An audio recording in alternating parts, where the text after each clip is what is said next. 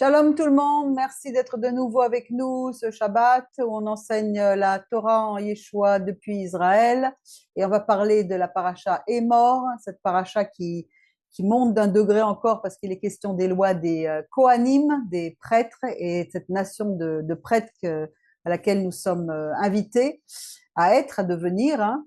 Mais juste avant, je voudrais faire donc deux petites annonces, c'est que de nouveau Baruch Hashem, nous lançons un nouveau groupe de guérison qui va commencer le 2 juin. Et ça va être le 13e groupe d'ailleurs maintenant. Donc vraiment, c'est fantastique de voir comment ça fonctionne et comment les gens sont bénis. Donc vous pouvez toujours vous inscrire, donc vous avez le temps, mais c'est déjà ouvert pour les inscriptions.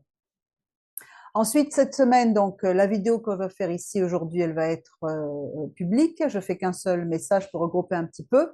Mais par contre, la semaine prochaine, je vous invite vraiment à venir nous rejoindre au Beth Midrash parce que on va faire une vidéo qui va pas être publique celle-ci, qui sera publique si vous participez au Beth Midrash, il n'y a pas de souci, tout le monde est invité, mais pas sur YouTube parce que c'est un niveau un petit peu plus élevé où on va parler des révélations magnifiques sur Yeshua et sur l'arbre de vie. Alors, vous êtes vraiment invités cordialement à y assister en direct. Et par contre, les enregistrements seront postés sur le site pour les membres. Et vraiment, vous pouvez devenir membre, vous bénéficiez vraiment davantage des études par écrit, de toutes ces choses-là. Ça nous soutient également à nous et vous pouvez profiter de toutes les vidéos qui sont... Il y a des tonnes de vidéos maintenant sur le site.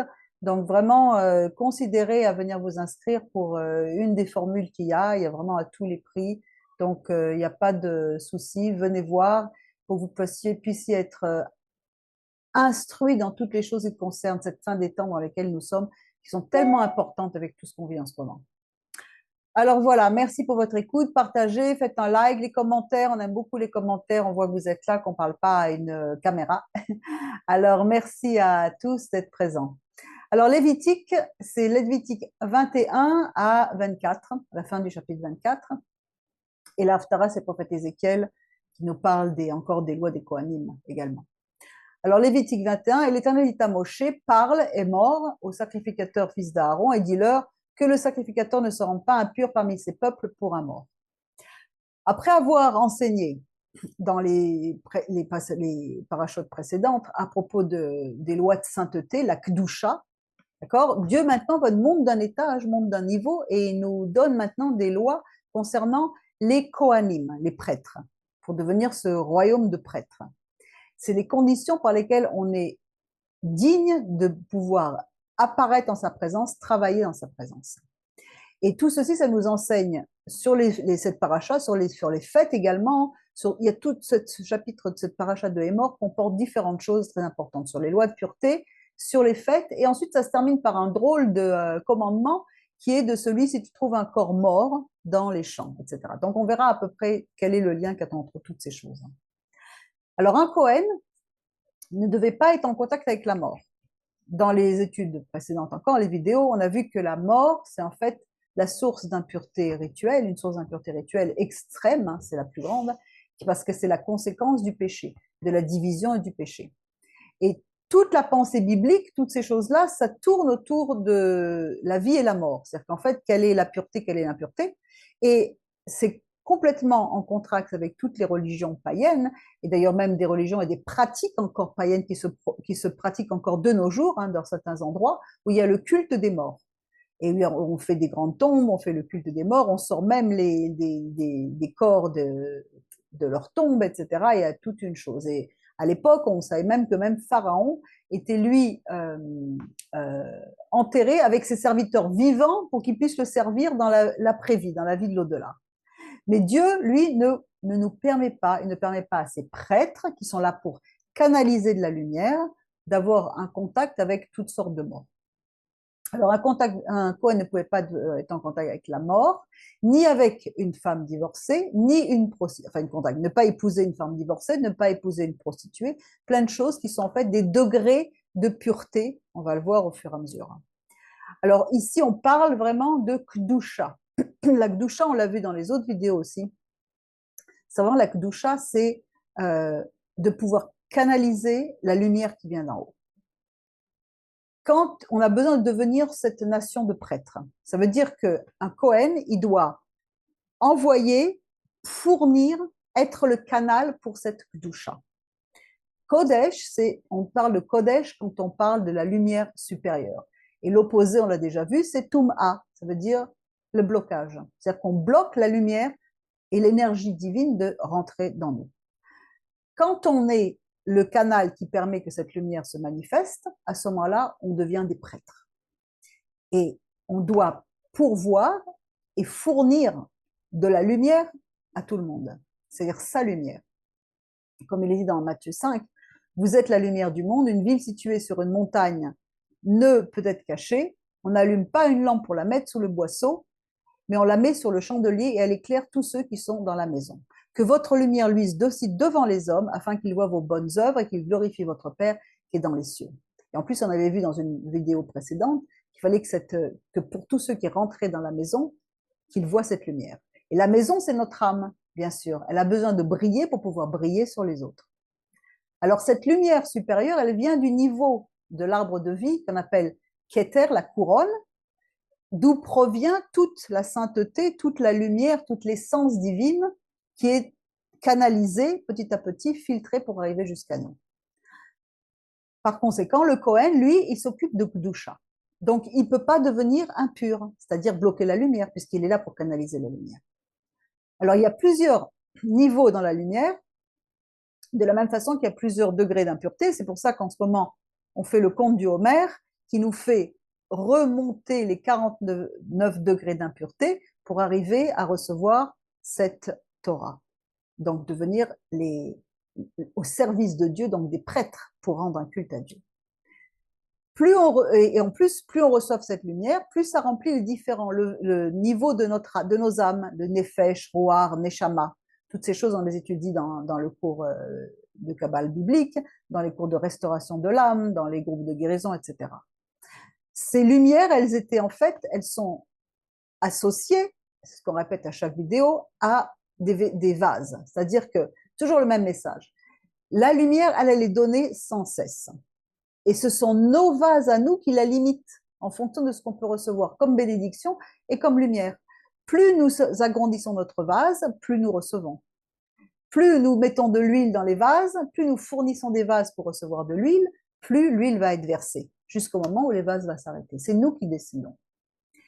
Alors, on a besoin de recevoir, puisqu'on a été créé comme ça, de cette façon-là, mais il faut le recevoir de la façon correcte, comme Dieu veut, c'est-à-dire en se purifiant nous-mêmes. Plus on se purifie, plus on brille.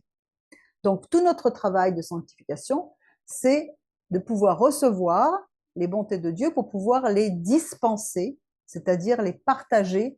Et donc, à ce moment-là, à partir du moment où on arrive à dispenser, à partager, on arrive à une ressemblance avec le Créateur. Et c'est tout le travail qu'il y a à faire. C'est que tant qu'on est là pour prendre pour soi, pour avoir des ambitions qui sont égoïstes, égocentriques, à ce moment-là, on n'est pas dans le partage, on n'est pas dans le vouloir faire du bien au corps du Mashiach, mais simplement, on fait du bien au corps du Mashiach juste pour tirer un avantage personnel. Et donc, à ce moment-là, on ne peut pas ressembler au Créateur qui a tout donné gratuitement. Aaron a été choisi comme Cohen. Pourquoi? Parce qu'on dit que c'était un artisan de paix. Shalom. Shalom, c'est une chose très importante. C'est associé à la Kavem Tsaï, c'est-à-dire à la ligne du milieu de la Torah, qui est la Torah, et qui est associée à la paix. La Torah, c'est un synonyme de paix. On voit dans Proverbe 3,17, ces voies sont des voies agréables et tous ces sentiers sont des sentiers de paix. Les Tivotea Shalom. Alors le Kohen Gadol, c'est le grand prêtre, c'est celui qui amène la paix. Pourquoi? Parce que la paix, c'est très important. On peut avoir de l'argent, de la santé, mais si on n'a pas la paix, si on n'a pas la paix à l'intérieur, à ce moment-là, on n'a rien. Parce que c'est ce qu'on cherche. On cherche la paix, on cherche le prince de paix. On dit que celui qui vient, qui fait la paix dans les cieux et qui va amener la paix sur nous, le prince de paix, Yeshua, qu'on voit dans Ésaïe 9,6 ou Éphésiens 2,17, un des multiples versets concernant cette essence de paix du Mashiach. Il est venu annoncer la paix à vous qui étiez loin et la paix à ceux qui étaient près, pour pouvoir rassembler les deux parties, les plusieurs morceaux, tout ce qui a été divisé par le péché, parce que shalom, c'est shalem. Shalem, ça veut dire complet, entier. Et c'est ça, quand on est entier, complet l'un avec l'autre, complet dans le corps du Mashiach, complet avec nous-mêmes, complet avec les voies de Dieu, on est dans le shalom. Si vous regardez les cieux, Shamaim, c'est fait de feu et de glace. Mais les deux sont en paix, et pourtant c'est pas naturel. Pourquoi? Parce qu'on dit que celui qui vit dans la paix, il vit à un degré qui n'est pas naturel. Parce qu'effectivement, il est contraire à la chair, qui a des querelles, des ceci, des cela, etc., etc. Donc, cette qualité de paix, ça fait partie également, ça appartient au niveau élevé du front, ou alors de la couronne. C'est-à-dire qu'en fait, sur la tiare du Kohen Gadol, il y avait une lame d'or sur laquelle il y avait marqué Sainteté à l'Éternel, qui était située tout en haut, représentant le Keter, c'est-à-dire que le shalom, la paix, c'est à ce niveau-là. Et Aaron essayait toujours de faire la paix, et donc on lui a attribué la position de grand prêtre. On a vu dans une vidéo précédente également qu'il avait tellement un cœur pur qu'il s'est réjoui littéralement de ce que son petit frère Moshe a pris la place de leader à la place de lui. Pourquoi? Parce qu'il avait vraiment le cœur pur. Il avait le cœur en paix. Il avait le cœur en paix pour pouvoir amener le ciel et la terre ensemble. Alors donc, ce Kohen Agadol, il est en contact avec les sphères supérieures. Et les sphères supérieures, en haut de l'arbre de vie, qu'est-ce que nous avons? Nous avons encore deux entités qui s'appellent Ima et Abba, père et mère. C'est-à-dire qu'en fait, ce sont des attributs divins qui sont supérieurs, et le Kohen Agadol, il était en contact avec cette abondance de ces attributs qui venaient de ces attributs divins. C'est pour cela qu'il ne pouvait pas être rendu impur par la mort de ses parents, parce qu'il était en directe connexion avec les pères et mères spirituels. Il était en train de canaliser la lumière, donc il ne peut pas se rendre impur pour quelque chose de physique dans notre petit monde. Il n'avait pas le droit de le faire. Il n'était qu'un serviteur qui ne quittait pas le temple. Et dans le temple, il n'y a pas de mort. Donc, ce qui nous conduit à nous dire qu'on doit toujours être en contact avec Hachem à travers la prière, la foi. C'est ça qui nous connecte tout le temps. Alors, si vous n'avez pas encore regardé la vidéo La Manne, allez-y. On l'a posté il y a quelques jours, qui nous parle qu'est-ce que c'est que la manne céleste? C'est la foi. Tout est à propos de la foi. Au temps du temple, à l'époque du temple, il y avait un contact permanent, très proche entre Dieu et le peuple, puisqu'on voit même quand Salomon, il y a l'inauguration du temple, on ne pouvait même pas entrer dans le temple tellement la présence, la Shrina était présente. Les prières ne prenaient pas autant de temps. Pourquoi? Parce que le contact était beaucoup plus près. Alors que les prières d'aujourd'hui nous font monter différents mondes pour pouvoir arriver à la présence de Dieu. Mais à l'époque, c'était pas la peine. Le contact était déjà présent. La révélation était très proche. Donc, ce qui fait que les prêtres, en fait, sont là pour canaliser la révélation, pour canaliser la lumière, pour pouvoir fournir cette lumière. Donc, c'était impossible qu'ils soient rendu impur avec la mort qui est la conséquence du péché. Comme on a étudié dans la parashat Tazria, la mort, c'est la source principale d'impureté rituelle. C'est l'opposé de la vie, donc opposé à l'essence divine. Les prêtres, les Kohanim, ils descendaient d'Aaron et ils n'avaient pas le droit de se souiller en étant en contact avec un cadavre. Et ces lois sont encore en force aujourd'hui, en vigueur aujourd'hui. Même aujourd'hui, quelqu'un qui est Kohen, s'il va par exemple sur le mont des Oliviers, il ne va pas passer par les tombes. Il va passer par un circuit particulier qui s'appelle le chemin des Kohanim, qui va détourner les tombes, parce qu'il ne peut pas se mettre dans un cimetière. Un Kohen n'entre pas dans un cimetière. Il n'entre pas non plus dans une maison où il y a un mort. Toujours aujourd'hui. Et là, on a le Midrash Tanhuma qui nous dit, quand le maître-queux est entré au service du roi, on l'a prévenu, tu es responsable de préparer tous les mets servis à la table royale. Le roi ne goûte que les plats les plus raffinés et qui sont présentés d'une façon le plus raffinée. Si tu as touché un cadavre quand tu étais au marché, ça va sentir, et ça va sentir dans la nourriture que tu prépares. Ça va se remarquer même dans le palais, et l'odorat et le goût très fin du roi va y être sensible. Alors, sois bien certain que tu ne rentres pas en contact avec quelconque cadavre. C'est pour nous expliquer qu'en fait, la mort, c'est l'opposé de Dieu. Alors, cette impureté de la mort, elle nous rappelle bien entendu les conséquences du péché originel, puisque c'est là que c'est intervenu en Genèse 3,22. L'Éternel Dieu dit, voici l'homme est devenu comme l'un de nous pour la connaissance du bien et du mal. Empêchons-le maintenant d'avancer sa main, de prendre de l'arbre de vie, d'en manger et de vivre éternellement. Donc c'est devenu à partir de là qu'il y a eu la mort physique. Alors les Kohanim ne pouvaient pas toucher un cadavre, ne pouvaient pas être en dessous. Pourquoi? Parce qu'en fait, un corps qui est dépourvu de son âme, c'est une source d'impureté lévitique, d'impureté rituelle, pardon. C'est-à-dire, par exemple, le rabbin Hirsch explique dans son commentaire sur Lévitique 11.39, il dit « La mort, c'est le symbole de la matière qui est vidée de l'esprit et de l'âme. Ça représente la nature physique dans sa forme absolue et c'est la négation de toute la liberté morale que la vie nous offre et qui est la base du service rendu à Dieu et notre capacité de pouvoir monter à l'idéal sacré. Je traduis là un peu, j'avais traduit ça en anglais, donc pardon pour la traduction. C'est pour cela que la vie, c'est en fait ce qui nous permet d'accéder à la sainteté, alors que son pôle négatif, qui est la nature inanimée, elle règne et elle réduit l'homme à l'impotence, et ça c'est la source de toute impureté. La pensée biblique, elle est donc opposée à la mort. Et le contraste est vraiment frappant, comme je l'ai dit plus haut, avec ces religions païennes où il y a des cultes aux morts. Okay, il nous est dit également qu'un prêtre ne doit pas apprendre à mourir, mais il doit apprendre à vivre.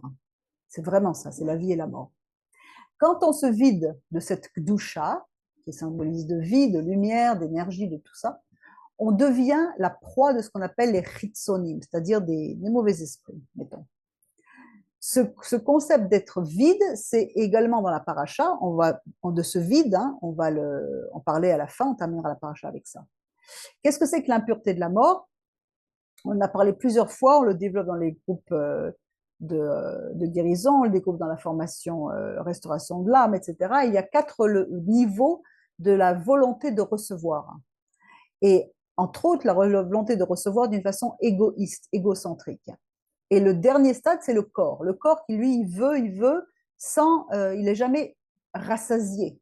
Il peut se nourrir de plein de choses, il peut être désordonné, il peut avoir envie de ça, pas avoir envie de ça. C'est notre âme animale qui se manifeste dans notre corps physique. Mais si notre âme divine est forte, à ce moment-là, le corps, à travers la même âme animale, quand elle est soumise à l'âme divine, il se purifie. C'est pour cela, par exemple, qu'on se lave les mains le matin à la sortie du lit. La nuit, l'âme divine, elle quitte le corps, et il nous reste ce corps qui est là, qui est la proie de toutes ces choses, parce qu'il n'y a pas la neshama. Et donc, cette impureté qui vient du côté gauche, puisque l'impureté vient du côté gauche, elle est purifiée au matin par l'eau qui vient du côté droit. L'eau, c'est chesed, ça vient du côté droit de l'arbre de vie. Et aussi également avec un vase, un récipient, qui contient cette chesed. Il faut toujours un vase pour contenir les choses. Et comme le prêtre, lui, vient du côté droit, il a besoin de purifier. Il vient pour purifier. C'est pour ça qu'il était sacrificateur et qu'il purifiait il pardonnait les péchés, il purifiait de la lèpre, il purifiait toutes ces choses. Donc en fait, quand est-ce qu'il pouvait être impur? Uniquement pour sa femme, pour la mort de sa femme. Pourquoi? Parce que c'était sa chair, c'était un. Et il est dit dans le texte également que les Kohanim peuvent être impurs par leur sœur, la sœur, qui est encore une vierge. Mais qu'est-ce que ça veut dire cette histoire-là? Rabbi Abba explique pourquoi il peut se rendre impur avec sa sœur. Alors il commence à donner une explication complètement hors sujet. Qui est celui qui vient d'Édom, de Botsra, en vêtements rouges, en habits éclatants, en se redressant avec fierté dans la plénitude de sa force? C'est moi qui ai promis le salut, qui est le pouvoir de délivrer.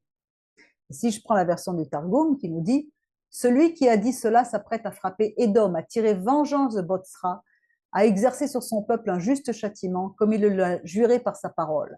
Il a dit « Je vais me révéler, comme j'ai parlé en toute innocence, il y a devant moi beaucoup de puissance pour sauver. » Alors, qu'est-ce que c'est que cette histoire de Édom? Édom, on l'étudie dans les études de la Yeshiva avec la première étude de Genèse, c'est le dernier exil. Il y a plusieurs exils, hein.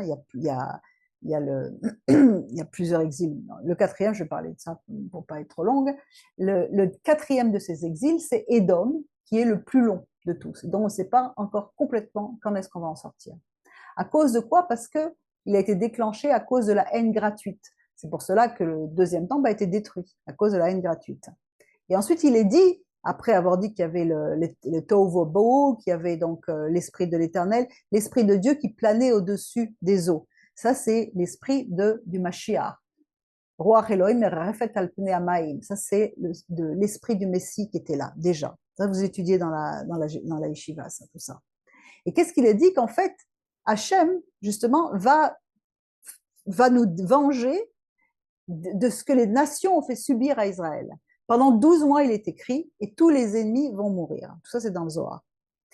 Pourquoi? Parce que Édom, qu'est-ce qu'il a fait? Il a détruit le fondement du temple, Yesod. Et Yesod, c'est une des sphiras qui finit en entonnoir pour arriver dans Malchut, la royauté. Il a détruit le fondement, c'est-à-dire le temple. Israël a donc été exilé dans des nations considérées comme impures à l'époque, puisqu'il n'y avait pas la connaissance ni du Dieu d'Israël, ni de monothéisme, ni de toutes ces choses-là, et a souffert pendant 2000 ans jusqu'à rentrer en 1948, le jour de l'indépendance qu'on vient de célébrer il y a quelques jours, la semaine dernière. Donc, pendant tout ça, elle a été rendue impure au contact des nations païennes. Et à ce moment-là, va venir le temps où Dieu va venir la sauver de son iniquité, et à cause du fait qu'il a vaincu, il a passé des guerres, il s'est rendu impur. Mais il s'est rendu impur pour qui? Pour sa sœur. Et qu'est-ce que c'est que sa sœur, d'après le Cantique des Cantiques? C'est son âme sœur, c'est son épouse. C'est la Shrina, qui est partie en exil, comme nous disent les sages, elle est partie en exil quand le temple a détruit pour pouvoir aller s'occuper de ses enfants en exil. Et il est dit, si vous prenez la paracha de Nitzavim, Deutéronome, elle va rentrer d'exil, et c'est le Messie qui rentre d'exil, avec toutes ses enfants. Donc la sœur, c'est la Shrina, c'est la Betoulat Israël, c'est-à-dire la Vierge d'Israël. Il fallait que sa sœur soit une vierge. Donc qu'est-ce que c'est qu'encore cette sœur? C'est la sœur de Zéréampin. Qu'est-ce que c'est Zéréampin? C'est le fils. C'est le fils, c'est donc à Yeshua, c'est le fils qui est là, et sa sœur, la Shrina, elle est partie dans la poussière, elle a été traînée dans la poussière, selon le verset de Ésaïe 52, que je n'ai pas mentionné ici, que je devrais vous lire, Ésaïe 52, juste ou Ésaïe 53 ou 52, je ne sais plus.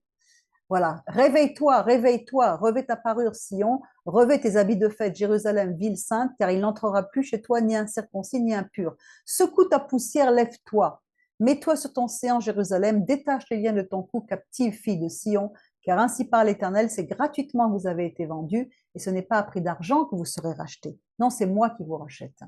Qu'est-ce que l'on comprend par tout ça? C'est qu'en fait, Yeshua, qui est Zeir Anpin, le fils sur l'arbre de vie, il n'a pas hésité à se rendre lui-même impur par la mort pour pouvoir ramener son épouse, la Shrina, de la poussière du péché et des nations. Yeshua il dit dans Jean 20, ne me touche pas, je ne suis pas encore monté par mon Père. Il était encore dans l'impureté. Mais va vers mes frères et dis-leur, je monte vers mon Père et votre Père, et vers mon Dieu et votre Dieu. Donc il est dit dans ce verset d'Ésaïe, Kumiori ki baorer, lève-toi car ta lumière pointe. Il est venu nous ramener, nous relever de la poussière. Donc la poussière, c'est ce qui caractérise le corps quand il meurt. On a besoin de la transformer en poussière du temple, la poussière du Beth Amikdash. Quand on réalise qu'on est un seul corps, une seule âme, on l'a développé dans plusieurs vidéos également, les choses que nous faisons pour nous purifier, ça influence tout le corps. Quand quelqu'un est né de nouveau, se purifie, il atteint le niveau de Ruach, d'accord? On voit bien que quand on est de nouveau, on est transformé, on change, et il a donc automatiquement un impact sur les autres. Parce que nous sommes une âme et une seule pensée. Il n'y a que dans les clipotes et dans l'individualisme certaines nations qui nous font considérer qu'on est des êtres séparés. Mais en fait, c'est complètement faux. On est une entité les uns les autres. Et le phénomène de la pensée collective, par exemple, le roi Kodesh, il répand, en ce moment, regardez, si vous regardez un petit peu, de plus en plus de gens parlent de Kabbale. Pourquoi? Parce que c'est les pensées collectives. parce que c'est le roi Hakodesh qui a lancé ça, et comme on est un seul corps, ça commence à se répandre. Si on avait parlé de ça il y a 10 ans, on aurait été mis au pilori. Là, on commence de plus en plus, il y a de plus en plus de gens. Il n'y a que les clipotes et l'égoïsme qui nous fait penser que nous sommes seuls, mais en fait, nous ne le sommes pas. Toutes nos actions ont une influence sur les autres. Et pendant 2000 ans, les gens, malgré qu'ils aient été nés de nouveau et qu'ils aient atteint le niveau de Ruach, qui aurait dû révolutionner la planète, d'accord? Ils ont le venin du serpent, ce qu'on appelle le venin du serpent, a perverti le message et a empêché des millions de croyants de mettre la Torah en pratique, d'être purifiés par la parole. Et ce qui fait qu'aujourd'hui, avec la situation qu'on arrive dans le monde, où on est cette fin des temps, où le monde, les prophéties se réalisent, le monde se tourne entier contre Israël, on voit de plus en plus d'églises qui ne prennent pas parti pour Israël, même au contraire. Comment ça se fait? Parce que c'est le résultat de ces 2000 ans. C'est le résultat d'un manque de purification par la parole de Dieu. Et c'est très grave ce qui est en train de se passer. Donc il est vraiment temps de se réveiller. Parce que celui qui est pour Dieu, il est pour Israël. C'est pas parce que c'est pour Israël, c'est parce que c'est un pays sur lequel Dieu a ses yeux d'un matin à soir, d'un bout de l'année à l'autre. C'est lui qui agence tous les événements, d'abord pour le juif, ensuite pour les nations. Et quand on fait du bien, on agit pour tout le monde. Quand on pense juste, bibliquement, quand on a des valeurs de la Torah, on a un impact sur le corps. Mais l'opposé est également vrai. Donc, ce qui s'est passé pendant les 2000 ans, c'est à nous de faire l'opposé maintenant. De contraire d'absorber toute la parole de Dieu pour pouvoir la redonner telle qu'elle en son entité. Le niveau de Ruach, ça veut dire de relever la shrina de la poussière. C'est exactement ça. On enlève les vêtements sales et on revient du péché et on revient au yichud, c'est-à-dire à l'unité fraternelle. Et normalement, et c'est ce que nous enseigne la Torah, paracha après paracha, semaine après semaine, mois après mois, année après année, on monte cette échelle de Gdusha. Parce que la Gdusha, c'est la lumière supérieure du Messie, qui nous conduit à faire des yichudim, c'est-à-dire à s'unifier, à racheter toutes les écorces des clipotes, c'est-à-dire en fait d'élever la shrina de la poussière.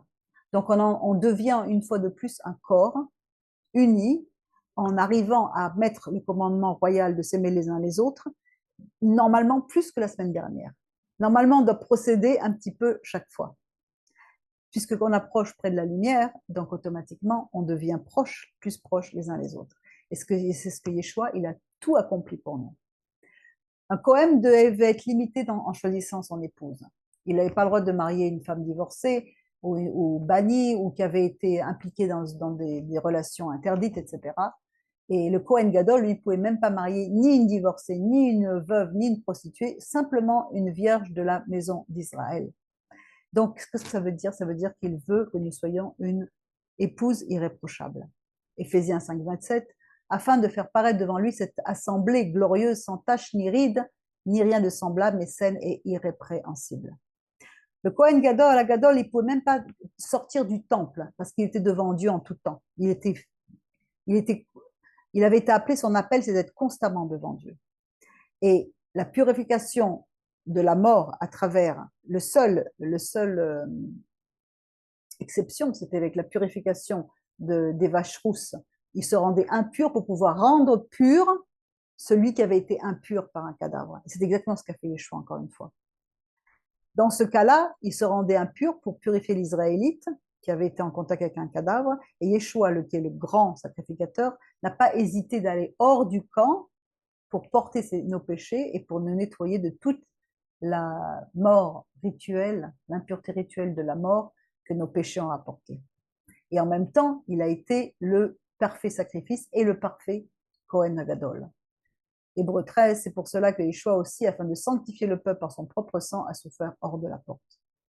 La consécration de cette onction sur sa tête, littéralement c'est le nazir, ça devait également être sur la tête du Kohen Gadol. Et on voit que dans ce verset, il ne sortira point du sanctuaire et ne profanera point le sanctuaire de son Dieu, Lévitique 21, car l'huile d'onction de son Dieu est une couronne sur lui, je suis l'Éternel.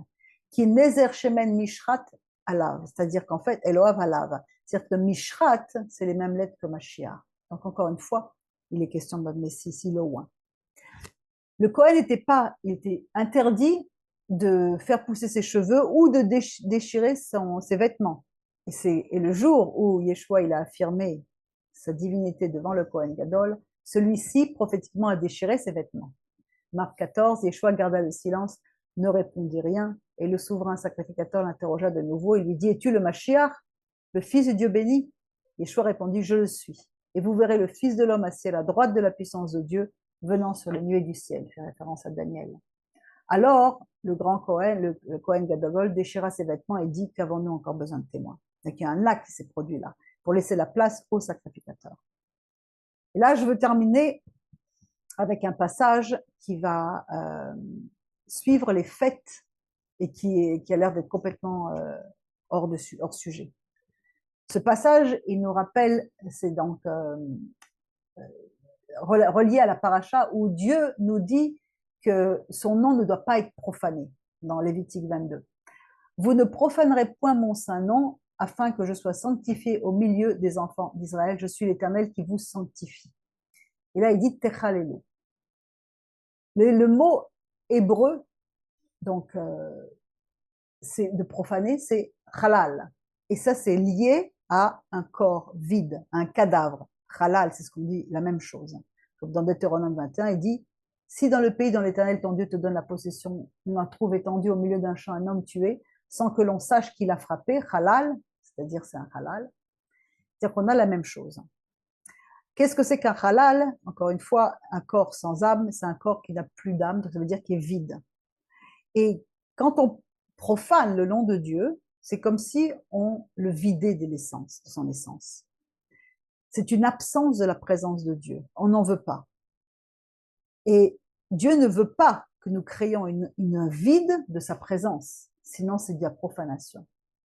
Et lorsque, par exemple, il nous convoque à toutes les fêtes, lorsque ça fait 2000 ans qu'il a convoqué tout son peuple à toutes les fêtes, et qu'il y a plus de la moitié du peuple qui n'a pas assisté à toutes les fêtes de l'Éternel, qui a même enlevé des fêtes du calendrier pour ne laisser que des fêtes qui sont même plus basées sur le calendrier lunaire, mais on a mis un calendrier solaire, ça équivaut à une profanation du nom de Dieu. Quand elles sont pas honorées, ces fêtes, quand on répond absent à l'appel, on crée un vide de sa présence dans nos cœurs. Il y a des gens qui célèbrent en ce moment Pentecôte, alors qu'on n'est pas du tout à Pentecôte. C'est Shavuot. Il y a des gens qui ont célébré Pessah, alors qu'on n'était pas qui ont célébré Pâques, alors qu'on n'était pas à Pessah. Comment ça se fait? Et justement, qu'est-ce qu'on voit? C'est que petit à petit, on sépare le chemin pour avoir des gens qui vont aller dans le sens d'Israël et des gens qui vont aller contre Israël. C'est maintenant que le fruit de toutes ces doctrines se révèle. C'est maintenant, et c'est très triste. Donc le nom de Dieu est profané. Il nous a donné son esprit pour nous faire comprendre toutes les merveilles de sa parole, les révélations prophétiques de ses saintes convocations. Ne pas les honorer, ça équivaut à tourner le dos au roi, aller voir un autre Dieu. Il y a d'autres commandements, d'autres fêtes. Mais où est-ce qu'on va être quand il va nous appeler? Où est-ce qu'on va être à Sukkot? Où est-ce qu'on va être quand il va y avoir le jour des trompettes? Dans Zacharie 14, il nous est dit, il arrivera que tous ceux qui resteront de toutes les nations qui seront venus contre Jérusalem monteront d'année en année pour se prosterner devant le roi, l'Éternel des armées, pour célébrer la fête de Sukkot. Elle n'existe plus dans le calendrier chrétien. Et il arrivera que celle des familles de la terre qui ne montera pas à Jérusalem pour se prosterner devant le roi, l'Éternel des armées, sur celle-là, il n'y aura pas de pluie. Et si la famille d'Égypte ne monte pas et ne vient pas, il n'y aura pas sur elle, ce sera la plaie dont l'Éternel frappera les nations qui ne montera pas pour célébrer la fête des tabernacles. Ceci sera la peine du péché de l'Égypte et la peine du péché de toutes les nations qui ne monteront pas pour célébrer la fête des tabernacles. En ce jour-là, il y aura sur les clochettes et les chevaux sainteté à l'Éternel, au niveau de Kéter, au niveau de la couronne, et les chaudières dans la maison de l'Éternel, les chaudières seront comme des bassins devant l'autel. C'est-à-dire des sacrificateurs, il veut des sacrificateurs. Et Ézéchiel 44 nous parle des sacrificateurs qui vont se présenter dans le temple de l'Éternel.